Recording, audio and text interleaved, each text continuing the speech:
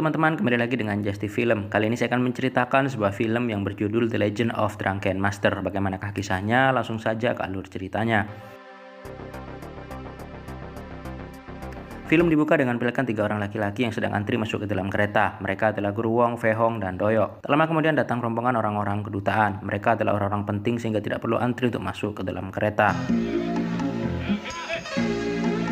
Saat orang-orang penting itu melintas di depan Fei Hong, ia mendorong Doyok sehingga menabrak salah satu dari rombongan itu. Barang bawaan orang itu terjatuh berantakan. Fei Hong lalu menyelipkan salah satu barang miliknya. Hal itu ia lakukan untuk menghindari bayaran bea cukai.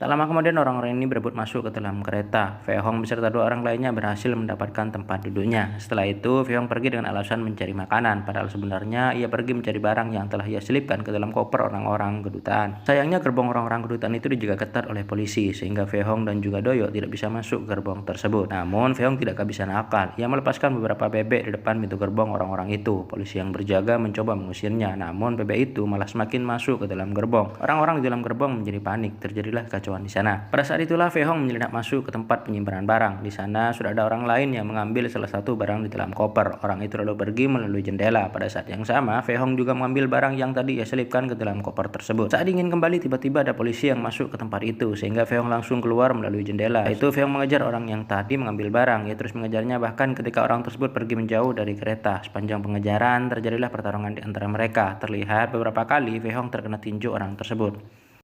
Setelah cukup lama bertarung, mereka baru sadar kalau kereta sudah mulai berjalan. Akhirnya, Fei Hong dan orang tersebut berlari ke arah kereta. Fei Hong yang muda bisa berlari cepat dan berhasil naik ke atas kereta, sementara orang tersebut tidak berhasil kembali ke kereta itu.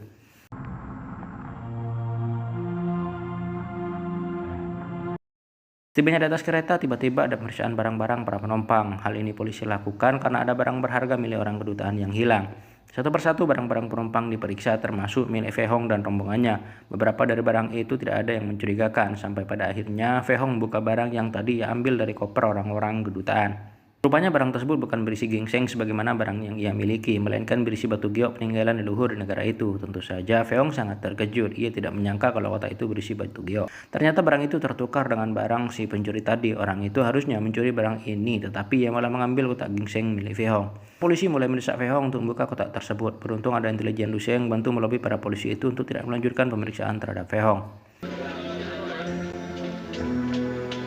Esok harinya kita diperlihatkan pada orang kedutaan yang sedang marah-marah. Ia marahi rekan-rekannya karena tidak becus menjaga barang-barang miliknya, terutama giok itu.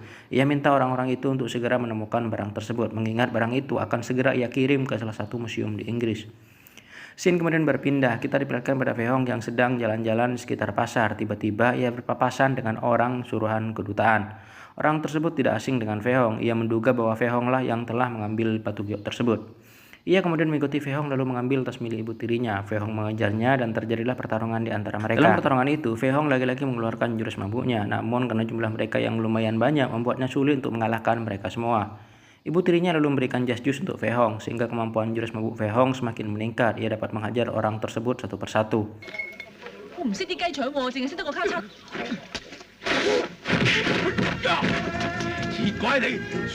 Lama kemudian datang Guru Wong. Ia mencoba menghentikan Fei Hong, namun karena Fei Hong dalam kondisi mabuk berat, ia malah mengira Guru Wong sebagai musuhnya sehingga ia terus menyerangnya. Tak berselang lama, akhirnya Guru Wong berhasil menghentikan Fei Hong. Ia marahi anak itu dan menghajarnya berkali-kali. Belum puas dengan hal itu, Guru Wong bahkan mencekokinya dengan marimas yang sangat banyak, sehingga Fei Hong semakin mabuk dan tak berdaya. Setelah itu, Guru Wong mengusir Fei Hong untuk pergi dari rumahnya.